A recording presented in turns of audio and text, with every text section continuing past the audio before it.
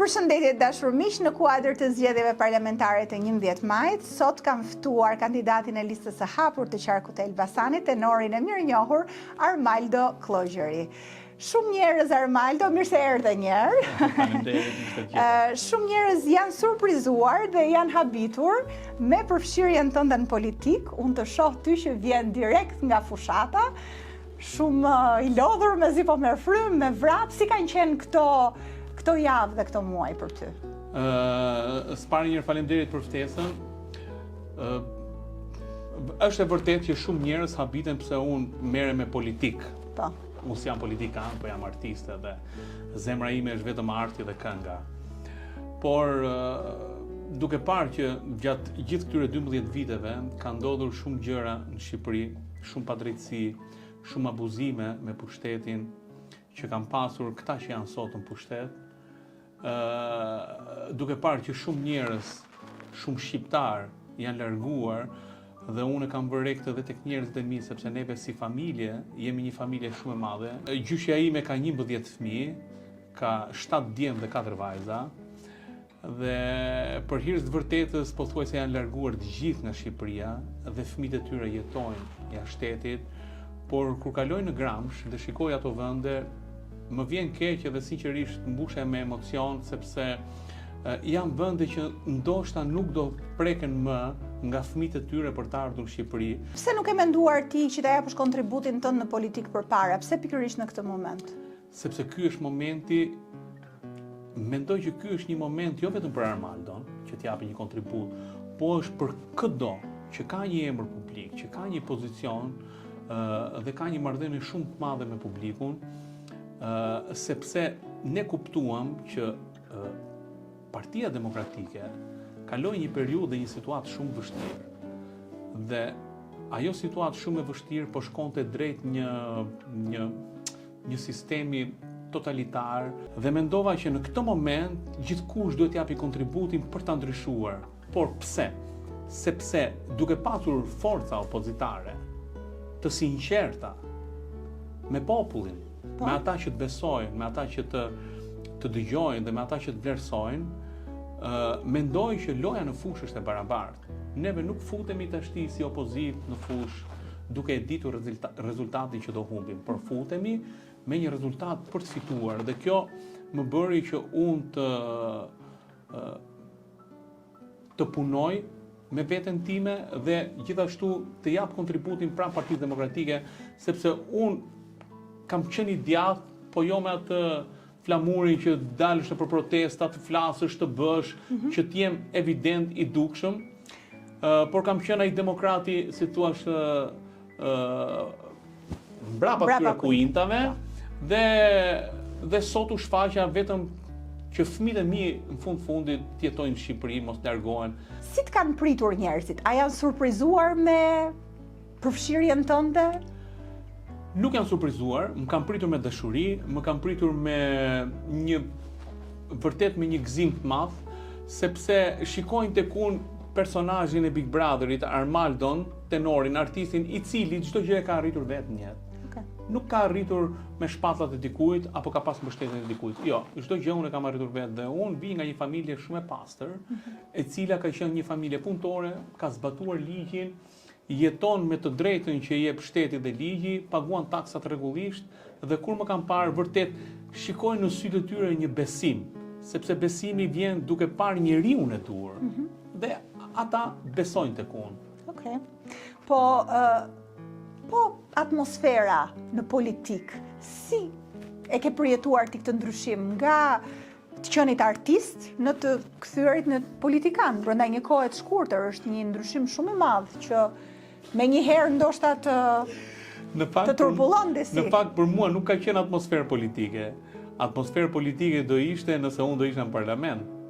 Por kjo atmosferë në këtë moment... Gjithsesi ti je në terren me njerëzit, je me politikan, je në kranun e tyre. Kjo është një atmosferë marrëdhënie. Marrëdhënie, shqetësim, dëgjim dhe propozim. Ka njerëz që janë kaq të irrituar që neve na duket sikur ja kemi ne fajin, ne si kemi ndonjë faj. Ne vim për të shpalotur një alternativë, ne duam vetëm të na dëgjojnë. Çfarë do bëjmë për 3 muaj? dhe i kanë thënë kështu, tekstualisht: o njerëz të mirë, o miq të mirë, çfarë do qofshi, socialist, demokrat apo dhe ndonjë krau tjetër, nëse ne këtë ofertë që ju japim për 3 muaj nuk e mbajmë premtimin dhe ju gënjejmë, ama fundja po ju gënjejmë për 3 muaj, jo për 12 vjet. Na duroni vetëm 3 muaj. Okej. Atëherë unë do të dal para jush dhe para gjithë shqiptarëve dhe do them që, shiko, u gënjeva dhe unë si ju, por më mirë që po gënjehemi 3 muaj dhe unë jap dorëheqjen për atë që kam vendosur të bëj, dhe hajde të blidhemi gjithë bashkë, ta heqim prapë këtë që na gënjen dhe të marrim një që mos na gënjejmë më. Përveç kësaj dëshirës për të kontribuar edhe për të lidhur me njerëzit, a e ke paras gjithashtu si rast të favorshëm për të ndryshuar karrierën? Jo, unë ta thash edhe një herë, unë nuk jam Armaldoja që bëj politik, që bëj ligje për të mirën e vendit, që e njoh ekonominë, që të merrem me disa gjëra që unë nuk kam bërë shkollë për këtë gjë. Armaldoja do të këndoj dhe të jetë artista. Ama unë dua që t'jap kontribut dhe dua që të thith sa më shumë fonde për të bërë ato rrugët atje në përfshatra në Gramsh, ato të cilat njerëzit duan vetëm rrugë dhe ujë. O nuk duan asnjë gjë tjetër. Ma beso, rrugë dhe ujë. Dhe unë kontriboj vetëm për këtë. Që nesër ti, Floriana, kur të vish me fëmijët e tu në Gramsh, të shkosh në disa vende që janë perla, ma beso, unë do t'i hedh dhe në faqen time të Instagramit, por po t'jen rrugët, ma beso që shumë shqiptar, qoftë edhe ata që jetojnë jashtë, do vinë t'i shikojnë sepse është një vend shumë i bukur. E megjithatë, nuk është e thënë që patjetër çdo politikan të ketë studiuar për politikë, madje unë mendoj që politikanë shumë të suksesshëm mund të jenë edhe ata që kanë patur një karrierë të suksesshme më përpara dhe pastaj kanë dashur që të kontribojnë, si për shembull mjek, inxhinier, pedagog. Rasti yt ka qenë muzika dhe ti ke treguar dashuri për muzikën, pasion për këtë fushë dhe mendoj që në politik ka hapësirë për të kontribuar edhe për fushën e artit, edhe arti mund të përmirësohet gjithmonë më shumë. Ku e sheh ti që të përmirësohet arti me Partinë Demokratike? Në Partinë Demokratike? Me Partinë Demokratike. Unë sinqerisht e shikoj përmirësimin e artit, po t'jem parlament, inshallah po hedhin e i vallën parlament ata, unë po këndoj për ata, që t'i shikojmë dhe në parlament se si e hedhin vallën e si kënaqen. Ma beso, jemi në një situatë që po tallen me popullin, jemi në një situatë që po e denigrojnë votën e popullit. A e di, Floriana, që ka edhe kryetar bashkie, po dhe ata ish deputet, që i thonë disa njerëzve në Gramsh, ti kërkon rrugën, as kam nevojë fare për votën tënde. Unë e kam votën tënde në xhep. Gramshi gjithmonë majtas ka votuar. Dhe njerëzit ndihen kaq keq kur ja rikujtojmë këtë gjë dhe kur ja u themi këtë gjë, sa janë aq të irrituar sa duan ndryshim, nuk duan asnjë gjë tjetër, vetëm duan ndryshim. Nëse mua do m'jepet mundësia nesër për të bërë diçka për artin, gjën e parë që do bëjmë, neve duhet t'i kthejmë identitetin artit ton. Neve duhet të identifikohemi si shqiptar me artin ton, me folklorin ton, me muzikën ton, me artistët dhe talentet tona. Dhe nuk po e bëjmë këtë gjë? Neve këtë gjë nuk po e bëjmë. Pse? Sepse në 2013, kur erdhi qeveria Rama, nuk identifikoi individin për të përfaqësuar artin shqiptar, por identifikoi operën. Opera është një institucion që bëhen disa vepra, gjithashtu dhe teatri kombëtar është institucion që bëhen disa vepra, kurse individi është ai që sjell spektatorin sallë, jep emocionin dhe jep dashurinë për ata njerëz që e dëgjojnë dhe e duartrokasin. Pra, është individi që mban operën, jo opera që mban individi. Po marrim ansamblin e shtetit. A e di më Floriana që ansambli i shtetit shkoi deri në atë drejtë sa bënin muzikë nëpër autobusat e linjës Sunazës Tiranës, që është një turp. A e di që ansambli i shtetit është ansambël i cili identifikon vendin, folklorin, traditat e një vendit, një shteti. Dhe kjo është për të ardhur keq. Pse? Sepse e kanë lënë në një lloj deregjeje, mos o zot nuk di çfarë them. Si ka qenë raporti yt me parat, duke qenë artist, a ke ndjerë që jetesa ka qenë e përballueshme me rrogën që merrje, a i një ndjerë i vlerësuar mjaftueshëm duke bërë këtë punën si tenor gjatë viteve, apo ka qenë e pamjaftueshme kjo dhe nuk e ke ndjerë se mundet të bëje një jetë me dinjitet si artist? Floriana, profesioni i një artisti, tenor, soprano, mezzo soprano, janë disa profesione specifike që në Shqipërinë që neve jetojmë nuk janë masiv këta artist. Pra, nuk është se janë jurist dhe kemi 5.000 jurist. Nuk është se janë ekonomist dhe kemi 5.000 ekonomist. Janë disa artist që lodhen nga mëngjesi deri në darkë, lënë gjërat e tyre dhe arrin të bëjnë një diçka që nuk e bën dot njeri. Pra janë shumë veçantë. Tani, unë kur kam hyrë teatrin Operës dhe Baletit, rroga ka qenë 250.000 lekë vjetra. Dhe me ardhen e Partisë Demokratike në 2005 u dyfishua u bë 500.000 lekë. Dhe të them të drejtën, nuk është se ishte ndonjë luks, por ishte një diçka që mund të hanim një drek më tepër, mund të shkonim në një vend për ta vizituar me familjen, sepse fati e deshi që dhe bashkëshortja ime të jetë instrumentiste në Teatrin Operës dhe Baletit. Dhe kështu dy pagat mira kur bashkohen, edhe çmimet kanë qenë shumë më të ulta? Po, edhe mundësitë i ke pasur më të mëdha atëherë. Por sot që flasim, mua më hoqen nga institucioni i Teatrit Operës dhe Baletit dhe kam 2 vite që jam pa punë, ja themi shqiptarë drejt. Kostoja e jetesës është rritur. Shumë e lartë, e vërtet. Dhe unë nuk arrit ta kuptoj se si e manipulojnë këta që janë sot në pushtet dhe thonë që ne kemi përqindje kaq, që ne bëjmë përqindje kaq, që neve e kemi kështuar kur një apartament se blen dot. Kur ti po flasim për një familje të thjeshtë, lëre pastaj të flasim për ata që janë me qira. Kjo është e pamundur. Kur ti do të shkosh në një gëzim apo në 2 gëzime të cilat mund të dalin paralelisht njëra pas tjetrës dhe ti nuk ke mundësi financiare të hedhësh 2 lekë atje dhe më thua që si duhet jetonte një artist sot, po një artist e di si duhet jetonte, një artist i kalibrit flas të muzikës klasike, shteti po të donte duhet të jetë një shtëpi në një ambient shumë të mirë, me natyrë, të ishte i qetë, të ishte i dashuruar me muzikën dhe të punonte dhe të jetonte vetëm për atë. Pse?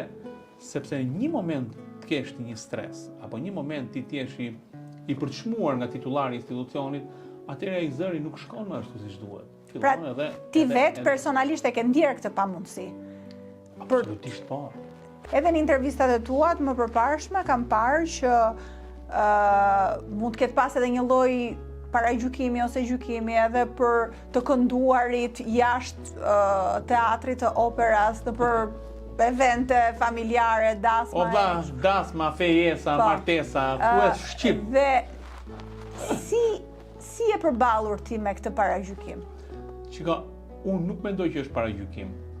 Unë mendoj që njerëzit e shikojnë edhe pak nga xhelozia, edhe pak nga dashakeqësia, edhe pak nga mosdashja për të bërë ti një diçka të bukur.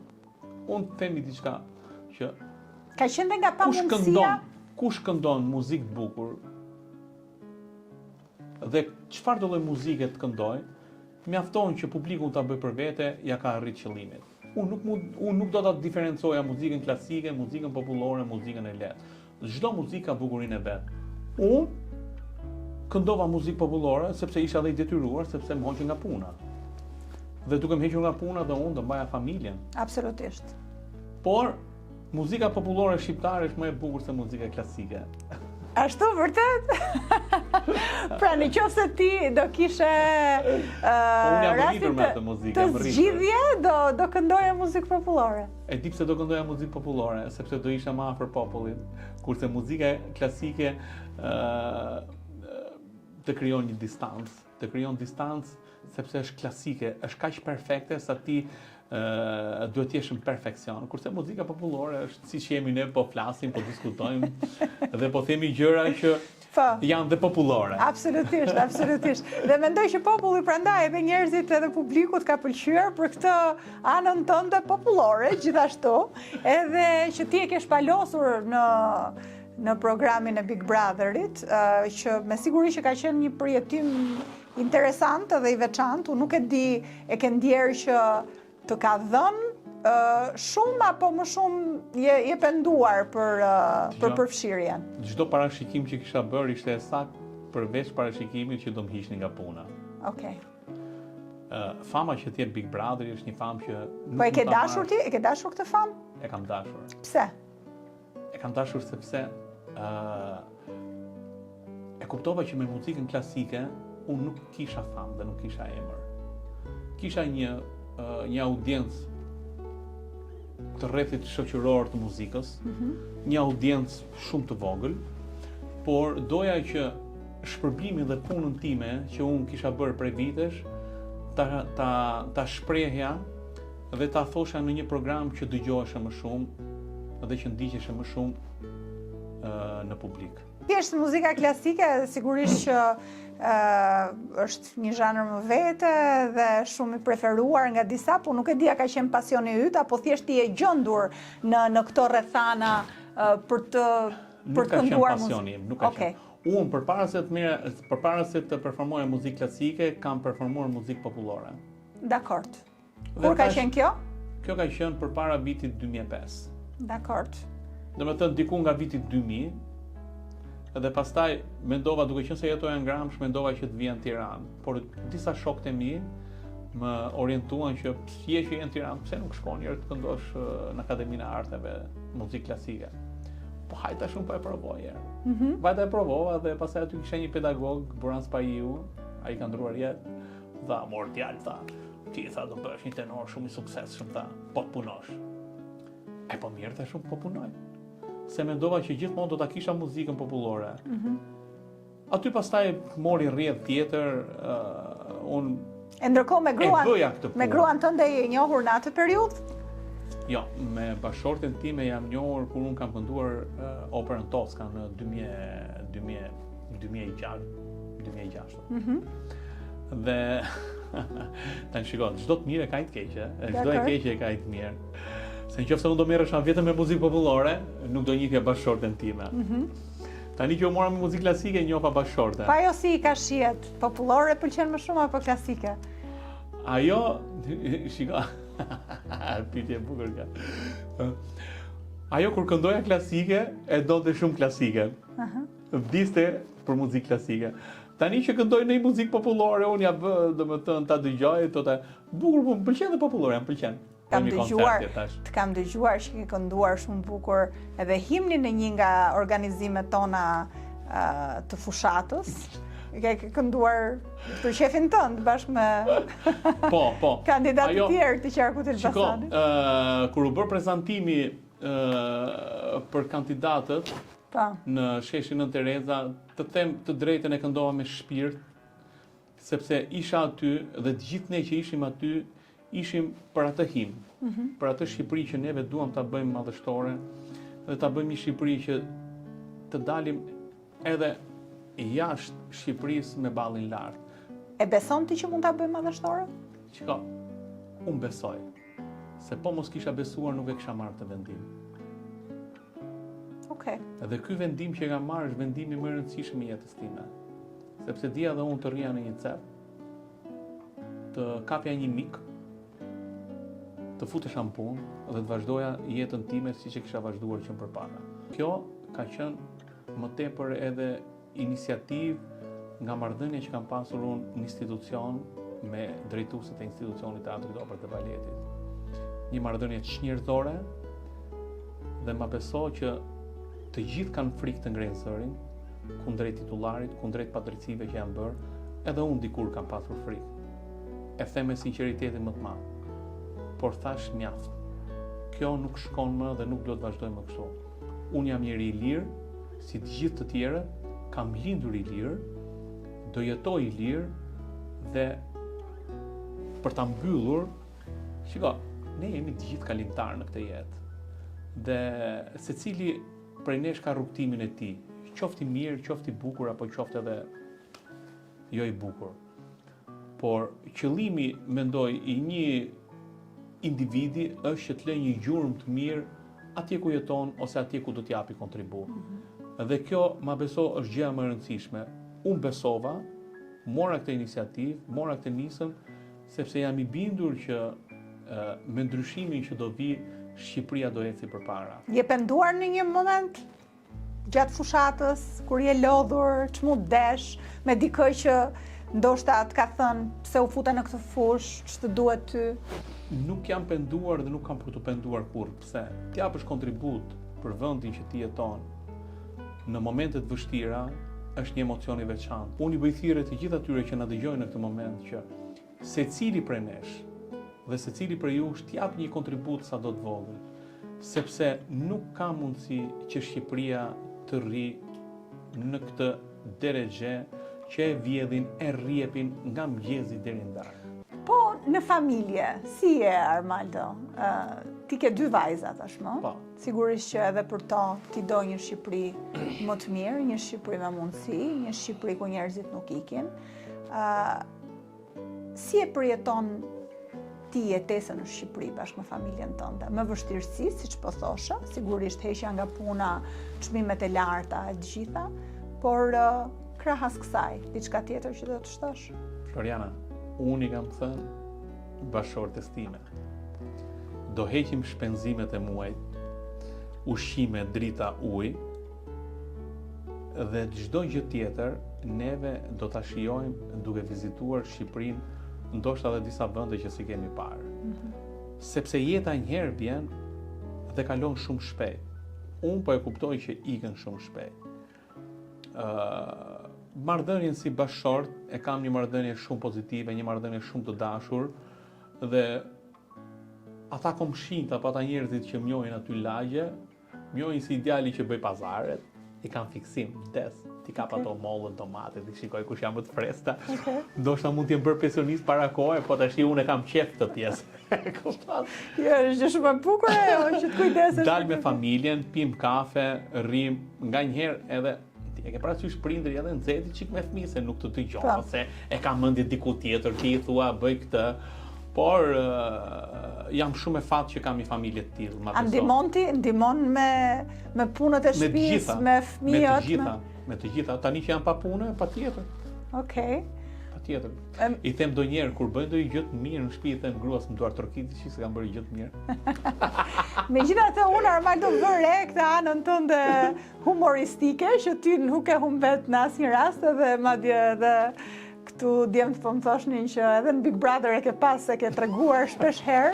Ka qenë mënyra jote për t'ja marrë lehtëshëm gjërat edhe për t'i marrë me humor, për t'a çtensionuar situatën, t'ka ndihmuar kjo gjë? Shiko, unë nuk i marr lehtëshëm gjërat, se po të kujtohet ty kur nominoni mua në Big Brother, unë gjithmonë i merra seriozisht. Më vjen keq ose nuk e kam parë, po. Se ke parë? Jo, nuk e kam parë. Po pse se ke parë?